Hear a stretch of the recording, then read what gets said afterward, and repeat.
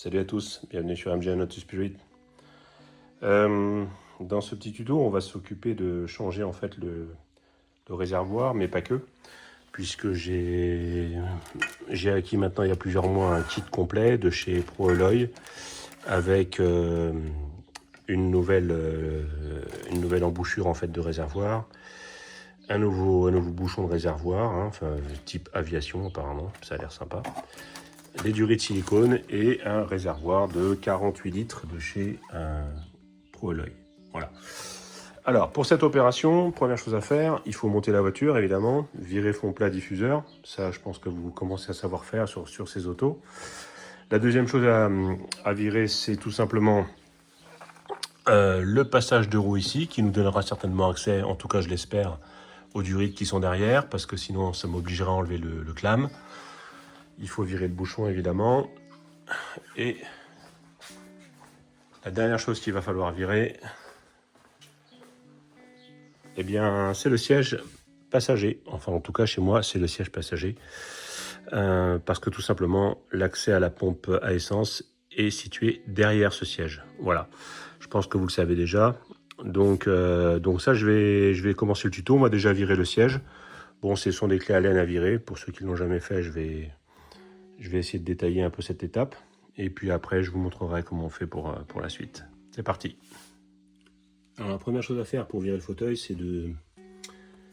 Alors ça c'est une clé de 19, c'est pas adapté. Prenez une clé de 17 pour desserrer tout simplement votre ceinture de sécurité qui est vissée sur le fauteuil. Voilà.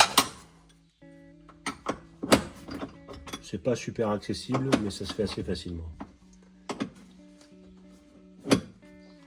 Alors voilà ce que vous obtenez hein, une fois que la ceinture est détachée. Alors vous pouvez faire l'opération éventuellement en laissant la ceinture attachée au fauteuil. Le problème c'est que ça vous obligera à mettre le fauteuil, à laisser le fauteuil dans l'habitacle et il peut vous gêner. Moi je préfère pour ma part l'enlever. Bon, la suite de l'opération est simple. Vous prenez une clé comme ça.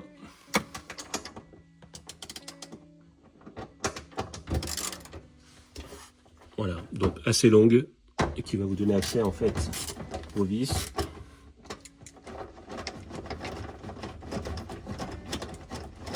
Je vous le fais en vitesse réelle, comme ça vous saurez combien de temps ça prend. Et d'une. Pareil derrière. Bon, là ça aurait été mieux si j'avais pris de la lumière. Je vais y aller à tâtons. Je vais finir par trouver.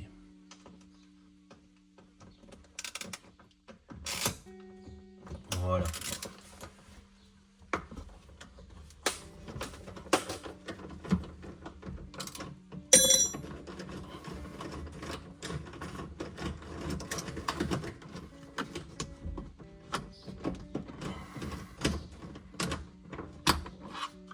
Deux. Donc vous voyez que ça prend pas tant de temps que ça hein, à démonter un fauteuil. Voilà, la vis est détachée. Je fais pareil à l'arrière ici.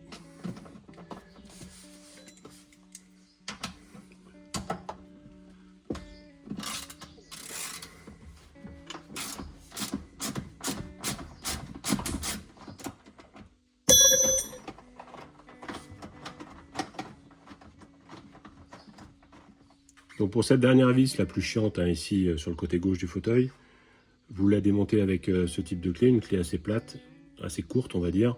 Vous la passez, vous dévissez. Et vous finissez le boulot en passant sur le côté du fauteuil avec une clé plus longue. Voilà, donc là par exemple.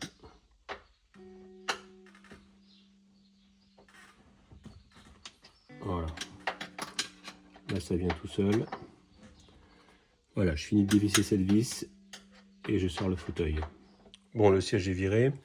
J'avais installé un sacré paquet d'isolant phonique derrière la voiture. Donc ça me bouche un peu l'accès à la trappe à essence. Et c'est surtout cette merde qui m'empêche d'accéder à la trappe à essence. Donc je vais dévisser l'enrouleur. Alors pour dégager complètement l'espace de travail, j'ai attaché la ceinture de sécurité et son enrouleur sur le haut de la barre de harnais. Qui ne me sert plus à rien d'ailleurs. Peut-être que je la vire là-bas. Et puis on va pouvoir avoir accès à la trappe. Voilà, la trappe à essence est démontée. on a accès aux connexions. On peut voir d'ailleurs que le réservoir a déjà bien rouillé de l'extérieur, ce qui ne présage rien de l'état intérieur, mais bon, il a quand même son âge, je pense. Alors pour détacher les durites d'alimentation en essence, on a un système de clampe en fait, enfin de, je sais pas si vous voyez, voilà. Donc qui viennent s'enclencher dans le bouchon, je vais mettre un peu de lumière, dans le bouchon mâle en fait, ça c'est la partie femelle pardon, de la connexion et la partie mâle. Donc la partie mâle, on a deux crans en fait, qui est situé en bas ou en haut selon, alors ça pivote sur soi-même, donc ou en bas ou en haut sur les côtés, vous pouvez le déplacer et vous clipsez dedans. Pour déclipser, il faut appuyer évidemment simultanément entre la partie supérieure et inférieure. Alors sur celui-là, vous n'aurez pas de problème. Par contre, pour celui qui est à l'intérieur, soin parce que vous ne pourrez pas passer votre doigt dessous. Alors pour ça, vous pouvez vous aider de ça. Voilà, j'ai utilisé ça. Donc un simple crochet. Alors je vais faire comme si je le faisais sur l'autre parce que je ne peux pas tenir la caméra en même temps vous montrer. Mais en fait, l'idée, c'est de passer ça dessous.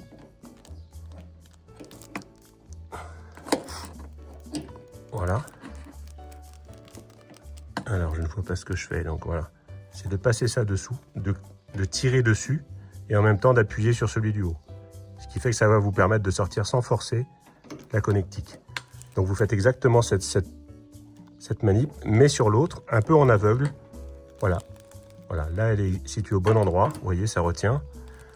Vous tirez dessus vers le haut, ça va déclipser le clip du bas. Et vous appuyez sur le clip du haut en tirant. Vous allez avoir ainsi, je ne sais pas si je vais réussir à vous la montrer, voilà. La connexion est sortie. Voilà. Vous voyez les deux là. C'est flou, mais vous devez voir les deux. Alors la suite de l'opération, une fois qu'on a eu accès à la pompe à essence pour la déconnecter, à l'intérieur de l'habitacle, on passe dans le passage de roue arrière droit. On vire le garde-boue. Et ici, on a accès, là, pour vous situer où on a accès aux deux durites principales d'alimentation en carburant. Donc il y en a déjà une qui est dévissée. Donc là, vous pouvez, je vais essayer de mettre un peu de lumière, voilà. Voilà, donc là, avec une clé, ça doit être du 6 mm, je crois. Vous dévissez les deux durites, dévissez les deux colliers, pardon, et vous descendez. Vous faites pareil sur la grosse durite d'alimentation principale qui est derrière. Vous voyez, on a les deux marquages ici, laissés par les colliers. Donc vous les enlevez, je les ai descendus. Donc de la même façon, je vais déconnecter la grosse durite. Bon, avant de tout déconnecter, je vais déjà m'occuper de voir comment on peut tomber le réservoir par en dessous. Bon, c'est assez simple à comprendre. On a une plaque principale ici, qui est en alu, qui d'ailleurs, je crois, participe à la rigidité globale du châssis. Donc, il faudra éviter de l'abîmer. Ici, vous allez avoir des... Alors, moi, j'ai des câbles parce que tout simplement, j'ai mis des manomètres sur ma pression et ma température d'huile. Donc ça, vous ne l'aurez peut-être pas sur votre auto. Par contre, vous aurez forcément le serrage du frein à main, avec le câble secondaire qui va de l'arrière gauche à l'arrière droit. Et la commande principale qu'il faudra virer, il y a une petite goupille au-dessus. Donc ça permettra de libérer déjà le frein à main. Restera ensuite ce câble, qui je crois est le câble tout simplement d'accélérateur, à mon avis. Je pense que c'est là qui passe. Je vais pas dire de conneries. Vu le chemin, oui, je pense que c'est lui. Donc ça doit être le câble d'accélérateur. Donc il faudra également libérer également. Donc il faudra le démonter sur le moteur. Et puis qu'est-ce qui restera à virer pour avoir accédé à la plaque? Ce sera tout, je crois. Voilà, donc frein à main, en résumé. Frein à main à tomber, donc on va enlever la goupille, on va désolidariser le câble principal qui est relié au levier de frein à main. Le câble secondaire, donc ça va tomber, donc la plaque pourra être enlevée. Les câbles, je vais m'en démerder, je vais voir si je les coupe et si je mets... Je pense que je vais certainement repartir sur un multiconnecteur, comme ça me permettra de les couper et de pouvoir être démontés, à moins que je puisse les dévisser ou les démonter de ce côté-là. Je vais regarder comment j'ai branché ça. Ça fait tellement longtemps que je ne sais plus. Voilà, donc vous voyez, par en dessous, c'est pas très très compliqué. On va avoir une somme de vis à virer, mais bon, rien de dramatique. Allez, on continue. Alors pour le câble d'accélérateur, ça se passe au niveau du bloc moteur, plus exactement au niveau du boîtier papillon. Donc j'ai mis un bout de scotch ici, derrière le premier écrou de réglage, pour éviter d'avoir à régler ma course quand je vais remonter le câble. Ensuite, j'ai dévissé le premier écrou qui est tombé, qui est par là. Voilà. Maintenant que c'est fait, je peux tirer complètement le câble. Est-ce que j'ai assez de course pour faire le tour? Non. Il va falloir que je le détache un petit peu plus loin là-bas. Donc une fois le câble libéré de sa bride là-bas, normalement, voilà. On doit pouvoir le désolidariser du boîtier papillon. Voilà. Faites attention de ne pas perdre, j'allais dire cet écrou, mais en fait j'ai l'impression qu'il ne peut pas sortir avec la butée, donc c'est pas plus mal. Voilà, le câble d'accélérateur est libéré, on va pouvoir le tirer par le bas. Là je replace mon scotch correctement, de façon à ce que ma butée d'accélérateur ne change pas. Voilà, pour cette partie-là. Bon, on n'a plus que les câbles de commande de boîte à sortir. Donc ici, on a 2 agrafes. Voilà. Pensez à ranger vos pièces dans une petite boîte.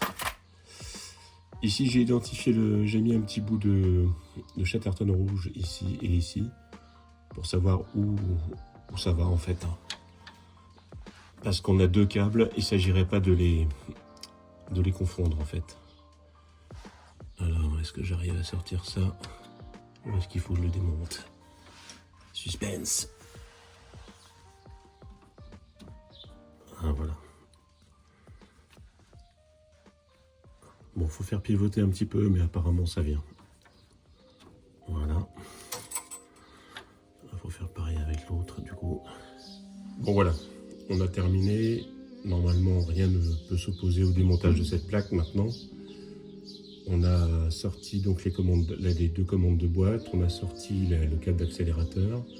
J'ai enlevé mes câbles de manomètre, mais ça vous n'en aurez pas forcément sur votre auto. Et la commande également de frein, voilà, qui est dégoupillée tout simplement. Et que j'ai sécurisé ici avec un petit rilsan sur le pot d'échappement, pour pas qu'il nous gêne quand on sortira le réservoir qui est là, juste au-dessus. Bon, je vais libérer un peu de place, faire un peu de propre, et puis on va démonter la plaque. Alors la plaque du dessous est virée, aucun piège, hein. C'est juste des vis de 13. Il faudra juste donc utiliser une clé de ce côté-là et de l'autre côté une autre clé plate pour pouvoir tenir l'écrou. Hein. Vous voyez, c'est vis écrou avec des rondelles. Donc aucun piège à ce niveau-là, c'est facile à démonter. De ce côté-là, pas besoin de clé de l'autre côté puisqu'on est en aveugle. Et c'est fixé directement dans le châssis. Mais pareil, c'est une clé de 13 également. Vous pouvez d'ailleurs voir maintenant que le réservoir pose maintenant sur les clics. Je vais essayer de mettre de la lumière autrement. Voilà, j'ai mis ma frontale. Est-ce que vous voyez mieux? Vous voyez les 2 durites là, les deux serres durites, plus exactement les 2 colliers. Et bien, ils sont au ras du trou en alu, ce qui fait que si vous les laissez tel quel, ben, ça ne peut pas passer, puisque si vous les laissez connectés à la durite, ça ne passe pas dans le trou qui est réservé pour la descente. Donc il faut virer ces deux colliers, et j'en ai un peu chié. Donc alors, je vais vous donner l'astuce, j'y suis arrivé avec ça. Voilà, donc, alors je sais pas si vous voyez, c'est une petite douille. Hein. Alors, est-ce qu'on a le numéro? C'est une douille en 6 mm. Voilà. Un long truc. Et voilà. Et je l'ai propulsé ainsi. Grâce au coude, j'ai pu rentrer en fait l'empreinte dans le collier et le desserrer. Voilà. Ça a été une vraie merde. Hein. Je viens de mettre 20 minutes pour desserrer les 2 colliers. Bon, je dirais que ça sera la partie, je pense, la plus chiante du tuto. Donc là, on descend tout simplement le cric, un côté puis l'autre, tout doucement.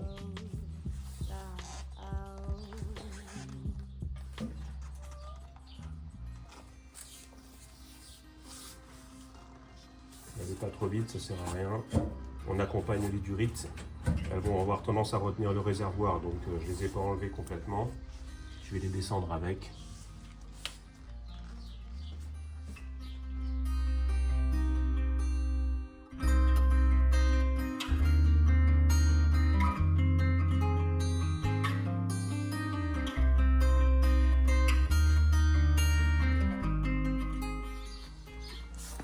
Voilà, le réservoir est sorti. En laissant les deux durites dessus, j'ai réussi à le descendre. Elles ont tendance à freiner un peu la descente et à décaler un peu le réservoir vers l'avant, mais ça n'empêche pas de descendre complètement le bousin.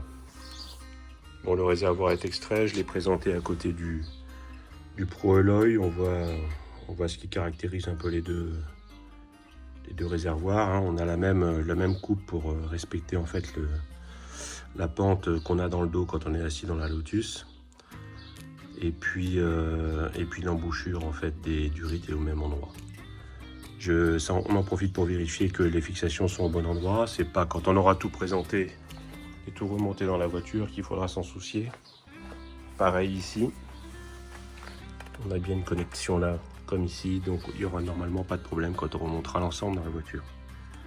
Bon, un petit boulot d'établi à faire.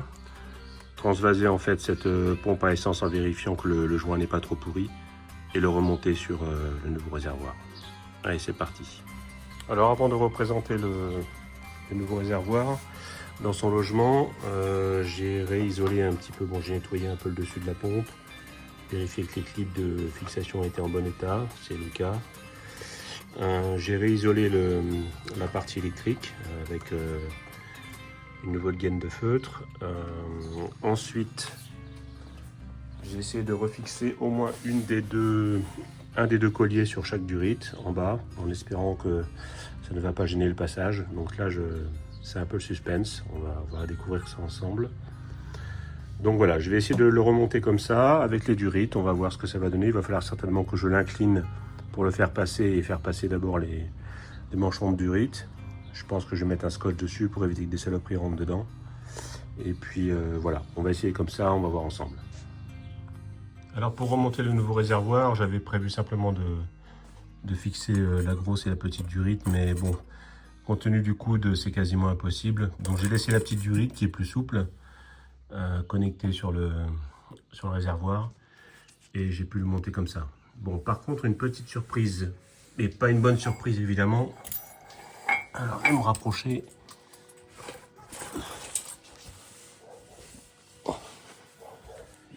Alors, j'ai retourné la caméra, j'espère que vous serez dans le bon sens.